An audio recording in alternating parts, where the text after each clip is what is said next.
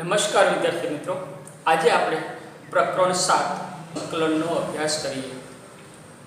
હવે આગળ આપણે વિકલન વિશે શીખી ગયા છે। તો એ વિકલનનો ઉદ્ભવ કેવી રીતે થયેલો? તો જો કોઈ વક્ર હોય, એ વક્ર x અક્ષ સાથે કેટલા માપનો ખૂણો બનાવે, એટલે કે એનો ઢાળ શું છે એ શોધવા માટે વિકલનની સંકલ્પનાનો ઉદ્ભવ થયેલો હતો। તો એવી જ રીતે સંકલનની સંકલ્પના કેવી રીતે મળી? તો કે જ્યારે આપણે ચોક્કસ પ્રકારના આકારવાળો વર્તુળ, ચોરસ, લંબચોરસ એનું ક્ષેત્રફળ તો સરળતાથી આપણે મેળવી શકીએ છીએ, પણ અનિયમિત આકારની કોઈ વસ્તુ હોય તો એનું ક્ષેત્રફળ કેમ મેળવવું? એ ક્ષેત્રફળ મેળવવા માટે સંકલનનો ઉદ્ભવ થયેલો છે, એટલે કે સંકલ્પના આપણને મળેલી છે। એટલે કે જો અહીંયા ધારો કે કોઈ એક પરવલય મેં દોરેલું છે, તો એ પરવલયના આટલા ભાગથી અહીંથી અહીંયા સુધી કેટલું ક્ષેત્રફળ નીચે ઘેરાયેલું હશે એ શોધવું છે। એટલે કે આ ભાગનું આપણે ક્ષેત્રફળ શોધવું છે, તો એ ક્ષેત્રફળ સંકલનની મદદથી શોધી શકીએ છીએ। સંકલન અને વિકલન બંને એકબીજાની પ્રતિક્રિયાઓ છે। એટલે કોઈ વિધેયનું જો આપણે વિકલન કરીએ અને જે જવાબ આવે એ જવાબને જો ફરીથી સંકલન કરીએ તો પાછું મૂળ વિધેય મળશે। હવે અહીંયા આપણી વ્યાખ્યાઓ છે કીધી છે, લખી છે। હવે ધારો કે sin x નું આપણે વિકલન કરીએ તો એ વિકલન આપણને cos x મળે છે, બરાબર? તો અહીંયા sin x નું વિકલન cos x છે, તો cos x નું પ્રતિવિકલન એટલે sin થાય। આ પ્રતિવિકલન એટલે સંકલન। એનો અર્થ એવો થયો કે sin x એ cos x નું સંકલન છે અને cos એ sin નું વિકલન છે। હવે સંકલનનો સંકેત શું છે એ આપણે જોઈ લઈએ। જો d/dx of f of x capital છે, એનું વિકલન જો f of x એટલે સ્મોલ f of x હોય તો fx ને નું સંકલન f of x c થાય છે, એટલે કેપિટલ fx c, જ્યાં c એ સ્વૈર અચળાંક છે। c કેવી રીતે આવે આપણે હમણાં જોઈ લઈએ। સંકેતની અંદર આ રીતે s લખી અને જે તે વિધેય ઇન્ટુ dx, જે ચલની સાપેક્ષ આપણે વિકલન કરવાનું છે તે equal to f of x plus c। c સંકલનનો સ્વૈર અચળાંક છે। અહીંયા જે વિધેયનું આપણે સંકલન કરવું છે એ વિધેયને સંકલ્ય તરીકે ઓળખવામાં આવે છે અને x સંકલનનો ચલ છે, જે ચલની સાપેક્ષ આપણે સંકલન કરવાનું છે તે। આને વચાય છે fx નું x પ્રત્યે સંકલન થયું। હવે c કેવી રીતે આવી આપણે જોઈ લઈએ। ધારો કે હું અહીંયા d/dx ઓફ x² કરું છું તો એનો વિકલન આપણને શું મળે છે? તો કે 2x મળે છે, બરાબર? તો એનો અર્થ એવો થયો કે 2x નું જો આપણે સંકલન કરીએ તો આપણને x² મળવું જોઈએ, બરાબર? હવે હું આનું વિકલન કરું છું d/dx ઓફ x² + 3, તો આનું વિકલન શું થશે? તો x² નું વિકલન થશે 2x, 3 નું વિકલન 0 થઈ ગયું। એનો અર્થ કે આનું વિકલન પણ 2x થયું, આનું વિકલન પણ 2x થયું। તો હવે આનું સંકલન હું કરું તો 2x નું સંકલન આપણે કરીએ તો એ x² આવ્યો, ખરેખર x² નહોતું પણ x² + 3 હતું, બરાબર? અહીંયા આપણે ફરીથી આગળ વધીએ, x² - 4 એનું જો વિકલન કરું તો પણ મને 2x મળે છે। તો અહીંયા પણ જો હું લઉં કે 2x નું સંકલન તો x² આના પ્રમાણમાં આપણે x² થવું જોઈએ। હવે અહીંયા આપણે જોઈએ છે કે પ્લસ ગમે તે કરેલું હોય, એટલે કે d/dx ઓફ x² પ્લસ કંઈક અચળ હોય તો એનું વિકલન 2x થાય છે, બરાબર? અચળ કોઈ પણ પદ હોઈ શકે, કોઈ પણ સંખ્યા હોઈ શકે। તો હવે 2x નું જો આપણે સંકલન કરીએ તો ખરેખર શું આવવું જોઈએ? તો કે 2x dx બરાબર x² તો થવું જ જોઈએ, કારણ કે એ વિધેય વાળું છે। તો પ્લસ એક અચળ હશે, આ અચળ એટલે કે પ્લસ અહીંયા અચળ થશે, પ્લસ અચળ ગમે તે। તો આ જે પ્લસ અચળ જે છે એ અચળને આપણે c સ્વરૂપે લખવું છે, બરાબર? અહીંયા c સ્વરૂપે લખ્યું છે તો એ સી એ સ્વૈર અચળાંક થયો, એટલે કે કોઈ પણ વિધેયનું જ્યારે આપણે સંકલન કરીએ છીએ ત્યારે પ્લસ અચળ મૂકશું, પ્લસ સી મૂકશું. હવે આપણે વિકલનના સૂત્રો જાણીએ છીએ, તો એના આધારે સંકલનના સૂત્રો કેવા હશે એ જોઈએ. અહીંયા આપણે જાણીએ છીએ કે d/dx ઓફ x ની n ઘાત, x ની n ઘાતનું જો આપણે વિકલન કરીએ તો n આગળ આવે છે, ઘાત આગળ આવે છે અને ઘાતમાં ઘટાડો થાય છે. તો હવે x ની n ઘાતનું સંકલન શું થશે? તો સંકલનની અંદર જો પ્રતિવિકલનના નિયમ પ્રમાણે આપણે જોઈએ તો x ની n-1 નું આ પ્રમાણે લઈ જઈએ, એટલે x ની n-1 નું સંકલન આપણે કરવાનું છે. તો એ સંકલન કરો તો x ની n ઘાત આવે, બરાબર. x ની n ઘાતનું વિકલન આવે છે તો આનું સંકલન આ બાજુ આવશે, તો એનો અર્થ કે અહીંથી આ બાજુ જતા ઘાતમાં વધારો થાય છે, બરાબર. ઘાતમાં વધારો થયો અને આ n ઉડી જાય છે, તો એ પ્રમાણે જો અહીં જોઈએ તો આનો ઘાતમાં વધારો કરો એટલે n+1 થશે, છેદમાં n+1 ને પ્લસ અચળ થશે.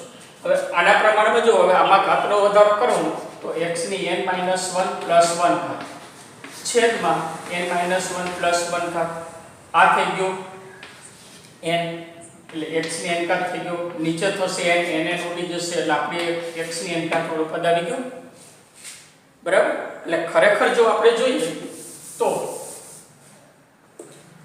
ઘાતનો ઘટાડો, ઘાત આગળ, ઘાતનો વધારો અને ઘાત વડે વધારાના ઘાત સાથે ભાગાકાર થયો, બરાબર. sin નું વિકલન cos થયું તો cos નું વિકલન થશે sin, cos નું વિકલન -sin થયું તો sin નું વિકલન -cos થવું જોઈએ, તો જ નિશાની સરખી રહી. હવે આનું વિકલન આપણે ફરીથી કરો તો આનું વિકલન કરશું શું થશે? cos નું વિકલન -sin થયું અને માઇનસ પાછું પ્લસ એટલે sin થઈ ગયો sec x. sec x નું વિકલન sec * tan, તો sec * tan નું સંકલન sec x થવું જોઈએ પ્લસ અચળ c cos x, એનું વિકલન cos x * cot x minus છે તો cos x * cot x નું સંકલન માઈનસ cos x થશે, બરાબર. હવે અહીંયા જે માઈનસ નિશાની છે આપણે બાર આ સાઈડ લઈ લઈએ છીએ એટલે અહીંયા સંકલનની અંદર થોડીક સરળતા. tan નું વિકલન sec વર્ગ, તો sec વર્ગનું સંકલન tan x + c, એવી જ રીતે cos x સ્ક્વેર નું વિકલન માઈનસ સંકલન -cot x + c થશે. હવે બીજા પાછા આપણે પ્રતિવિધેયના આજ પ્રમાણે થોડાક જોઈ લઈએ.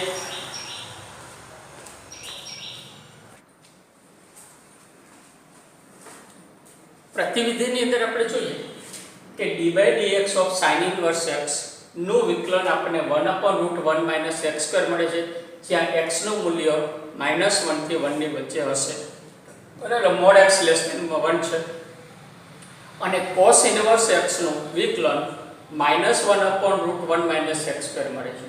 હવે આ બેને આપણે ભેગા અહીંયા જો લખીએ કે 1/√1 - x² dx x² નું સંકલન x પ્રત્યે શું મળે તો કે જો પ્લસ નિશાની રાખો તો sin inverse x મળશે અને માઈનસ નિશાની હોય તો -cos inverse x મળશે પ્લસ c.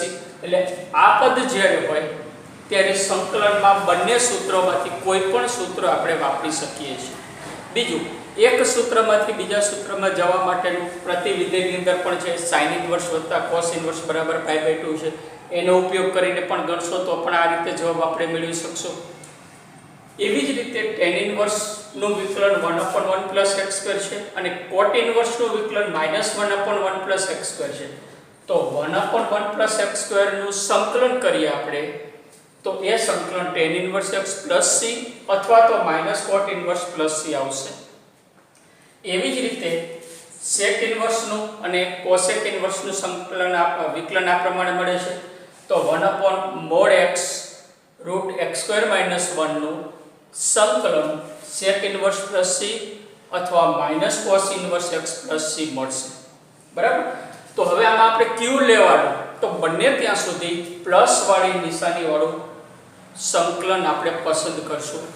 જો જરૂર જણાય તો પ્રતિવિધેયના જે કોટિકોણના સૂત્રો છે એના આધારે આપણે એકબીજામાં રૂપાંતર કરશું કે આ બેનો સરવાળો sin ઇન્વર્સ અને cos ઇન્વર્સનો સરવાળો π/2 છે એ સૂત્ર, tan ઇન્વર્સ cot ઇન્વર્સનો સરવાળો વાળું sec ઇન્વર્સ cosec ઇન્વર્સના સરવાળાના સૂત્રો છે એના આધારે એકબીજામાં આપણે રૂપાંતર કરી શકીએ.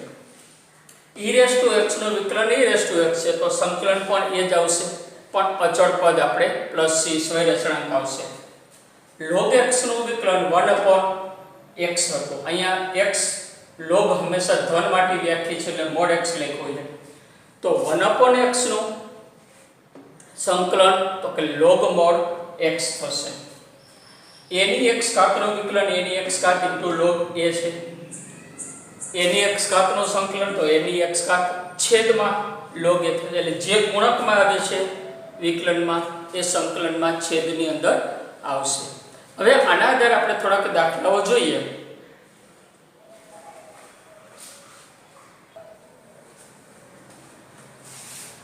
હવે પહેલું એક આપણે ઉદાહરણ જોઈએ કે sin 2x નું પ્રતિવિકલન એટલે કે અનિયત સંકલન. સંકલન બે પ્રકારના છે, નિયત અને અનિયત. નિયતની અંદર ચોક્કસ શરતોને આધીન સંકલન મેળવવાનો આવે છે જે આના પછી આપણે શીખવાનું છે. નિરીક્ષણની રીતે મેળવવાનું છે sin 2x નું સંકલન. નિરીક્ષણની રીતે એટલે કે ફક્ત જોઈને કોઈ સૂત્રનો એનો ઉપયોગ આપણે કરીએ નહીં એ રીતે. તો હવે અહીંયા નિરીક્ષણ કેવી રીતે કરી શકીએ આપણે? તો કે sin 2x આપેલો છે તો આ ખૂણાને આપણે ભૂલી જઈએ, ખાલી આપણે યાદ રાખી sin. તો sin કોનું વિકલન છે? તો કે એ હશે cos નું. sin cos નું વિકલન છે તો cos નું વિકલન કરી જો તો cos. હવે મારે ખૂણો કયો લેવો? તો કે આપણે અહીંયા જે છે એ જ આપણે પસંદ કરીએ. તો cos 2x નું વિકલન કરીને આપણે જોઈએ શું જવાબ આવે છે.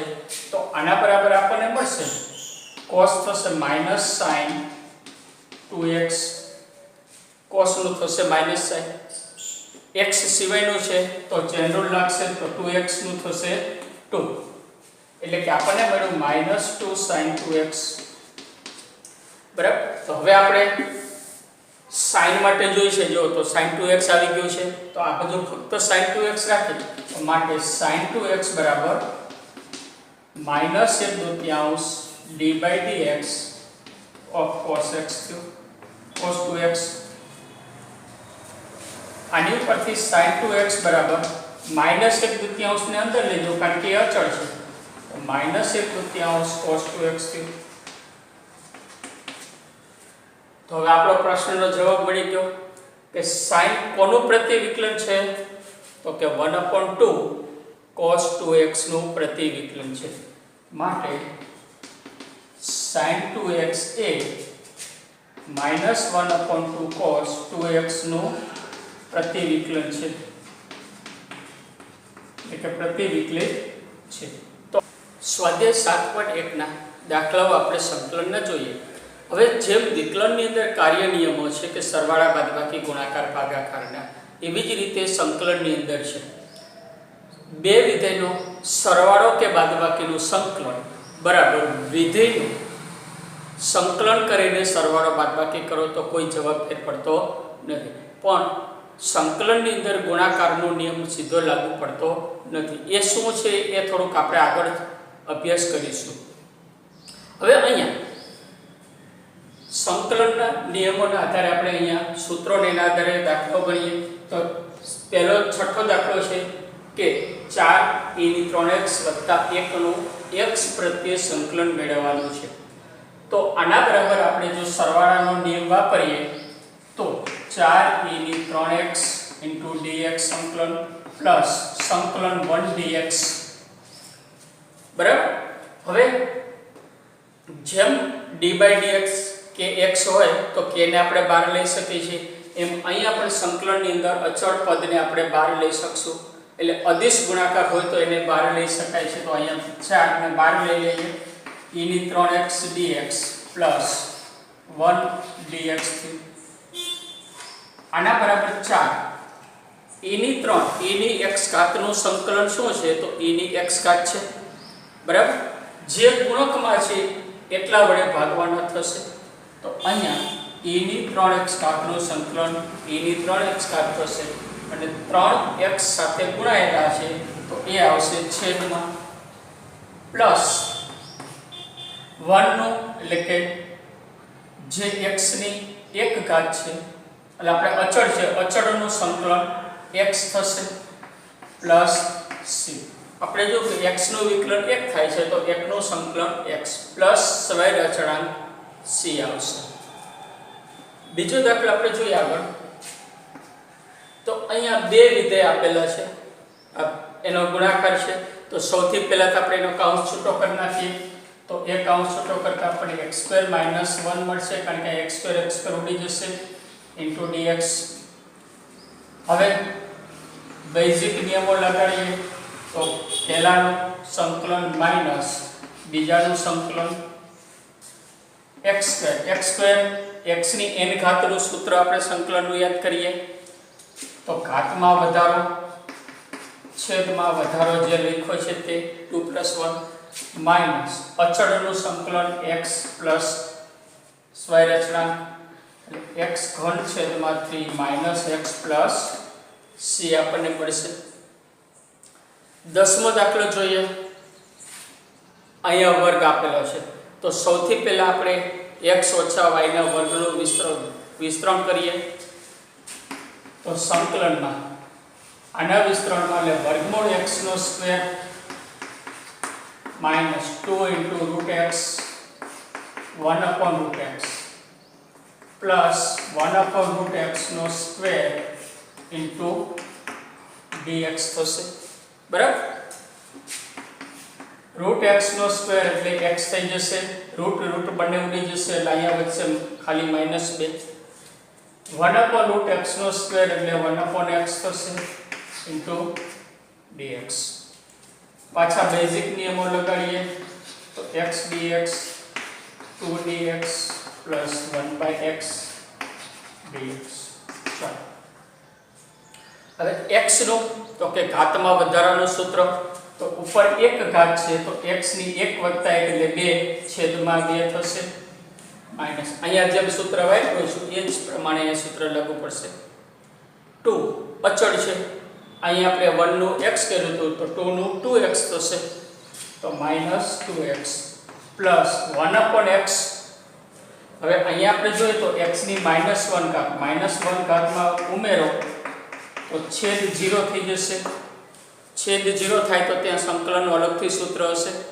તો 1 upon x કોનું વિકલન હતું તો કે log x નું વિકલન હતું x જ્યાં > 0 લેવાનો હતો તો 1 upon x નું સંકલનનું સૂત્ર છે log mod x પ્લસ અચળ c બરાબર હવે જ્યારે આપણે સંકલનનું જ્યારે મેઇન સમજૂતી આપી હતી ત્યારે કીધું હતું કે કોઈ પણ વિધેયનું સંકલન કરવાથી પ્લસ c આવે તો અહીંયા આપણે 3 વિધેયનું સંકલન કરીએ તો 3 વખત c લખાય તો કે ના શા માટે તો કે જો આપણે અહીં લખીએ ધારો કે હું આના બરાબર પ્લસ 1 અચળ c1 લખું છું બીજામાં અચળ c2 લખું છું ત્રીજામાં અચળ c3 લખી છે તો જેટલા સંકલન એટલા અચળ લખવાની જરૂર નથી તો આ બધાનો 3 નો સરવાળો એને આપણે એક અચળ નામ આપી દઈએ જેને કહીએ c બરાબર એટલે ખરેખર આ c એ આ બધા સંકલન જેના વિકલન છે એમાં જે અચળ આવે છે એ અચળનું સંયુક્ત પરિણામ છે એટલે અચળ c એક જ વખત લખવાનો છે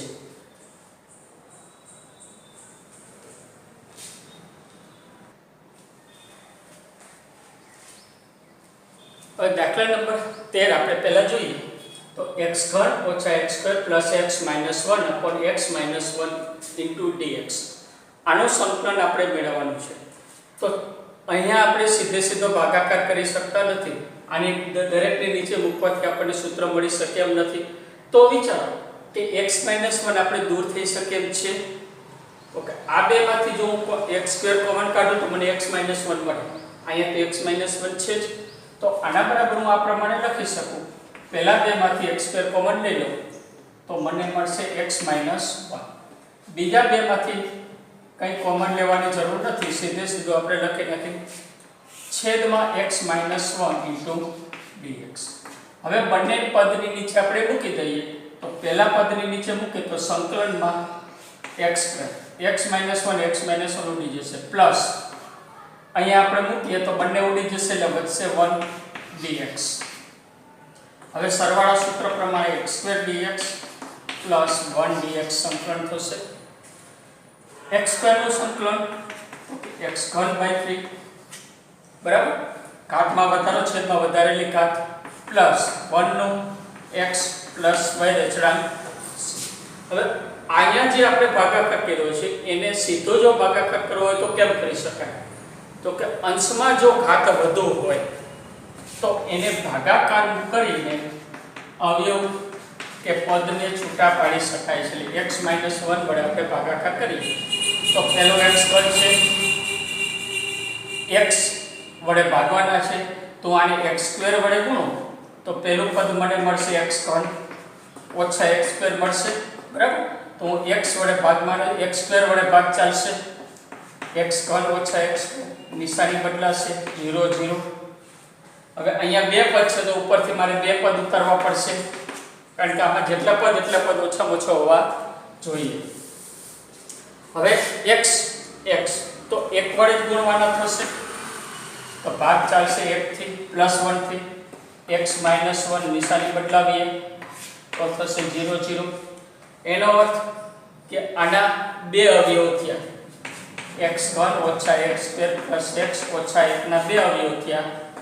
પહેલો અવયવ x² પ્લસ 1 અને બીજો અવયવ x ઓછા 1. આની ઉપરથી આ રીતે ભાગાકાર કરી અને આ પ્રમાણે લખી છેદની અંદર x - 1 આની સાથે ઉડી જશે એટલે આપણો જે આ જવાબ છે સીધો અહીંયા આવી ગયો બરાબર. એટલે આપણો જે ભાગફળ છે એ સીધો અહીંયા મળશે. જ્યારે ઘાત વધુ હોય અવયવ કેમ પડે આપણને ખ્યાલ ન હોય તો આ પ્રમાણે ભાગાકાર આપણે કરી શકીએ છીએ. 12મા દાખલામાં હવે આના બરાબર છેદમાં વર્ગમૂળ છે. વર્ગમૂળ એટલે x ની 1/2 ઘાત થઈ બરાબર. વર્ગમૂળ એટલે x ની 1/2 ઘાત થઈ. તો પહેલા પદને નીચે આપણે મૂકીએ તો x3 છેદમાં વર્ગમૂળ x 3x છેદમાં વર્ગમૂળ x 4 છેદમાં વર્ગમૂળ x dx આ પ્રમાણે થયું. હવે વર્ગમૂળ એટલે 1/2 ઘાત, આધાર સરખો થયો તો ઘાતની બાદબાકી. તો પહેલું પદ થશે x ની 3 ઓછા 1/2 ઘાત પ્લસ 3x ની 1/2 ઓછા 1 ઓછા 1/2 અહીંયા એક ઘાત છે પ્લસ 4x ની ઓછા 1/2 ઘાત dx બરાબર. x ની 3 × 6 એટલે 5/2 ઘાત પ્લસ 3x ની 1/2 4x ની -1/2 ઘાત dx. હવે આની જેમ હું છૂટા પાડતો નથી, દરેક પદના હવે સંકલન આપણે લખી નાખીએ. તો પહેલા x ની 5/2 નું સંકલન શું થશે x પ્રત્યે? તો કે ઘાતમાં વધારો કરો તો x ની 5/2 પ્લસ 1 5/2 પ્લસ 1 જેટલો અંશમાં વધારો છે એટલો છેદમાં થશે પ્લસ 3 x ની 1/2 વત્તા 1 પ્લસ 4x -1/2 વત્તા 1 -1/2 વત્તા 1 પ્લસ અચળ c. ચાલો આ થશે 5 ને 2 7 7/2 બે અંશમાં જશે એટલે 2 છેદમાં 7 થઈ જશે બરાબર. x ની 7/2 ઘાત પ્લસ 2 ને 1 3 છેદમાં 3 રહેશે 3/2 બે ઉપર જશે અને અંશના 3 સાથે ઉડી જશે એટલે અહીંયા મળશે 2 x ની 3/2 ઘાત થશે. આ કેવી રીતે થયું? ઓકે 1 + 2 3 આની સાથે ઉડી જાય છેદના છેદ અંશમાં 2 અહીંયા આવી ગયો. અહીંયા 1/2 છેદમાં 1/2 આવે એ બે ઉપર જશે એટલે 2 ઉપર * 4 4 × 2 = 8 x ની -1/2 વત્તા 1 એટલે x ની 1/2 ઘાત પ્લસ c. આ આપણો જવાબ થશે. વચ્ચેના સાદુરૂપમાં કદાચ એક સ્ટેપ વધારો તોય વાંધો નહીં. 18મો દાખલો જોઈએ. તો અહીંયા બે પદનો ગુણાકાર છે. પહેલા તો આપણે એનું વિસ્તરણ કરીએ. જો પહેલા જોઈ લેવાનું સીધો મળે છે તો કાંઈ સીધું સંકલનનું કોઈ સૂત્ર નથી, તો વિસ્તરણ કરીએ, અવયવ પાડીએ. બરાબર, વિસ્તરણ કરીએ તો મને મળશે સંકલનમાં sec² x plus sec x tan x dx. હવે બંને સૂત્ર આપણે જાણીએ છીએ, બંનેના ભાગ કરો તો sec x tan x. sec² કોનું વિકલન છે તો કે tan x. અહીંયા થશે tan x. sec x tan x કોનું વિકલન છે તો કે sec x. તો tan x plus sec x plus અચળાંક c આપણો જવાબ થશે. 20મો દાખલો આપણે જોઈએ. સંકલનમાં 2 - 3 sin x છેદમાં cos² x આપ્યો છે. છેદમાં એક પદ છે, અંશમાં વધુ છે, તો બધાની નીચે અંશના પદની નીચે આપણે મૂકી દઈએ તો કંઈક આપણને આવી રીતે મળશે.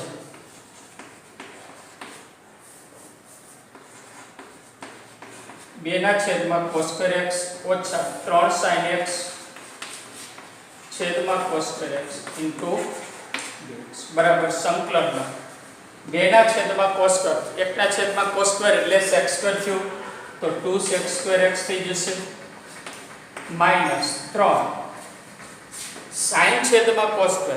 cos² બે વખત આવ્યો તો એક વખત sin ના છેદમાં cos મૂકીએ અને બીજી વખત છેદના cos એમને મૂકી દઈએ.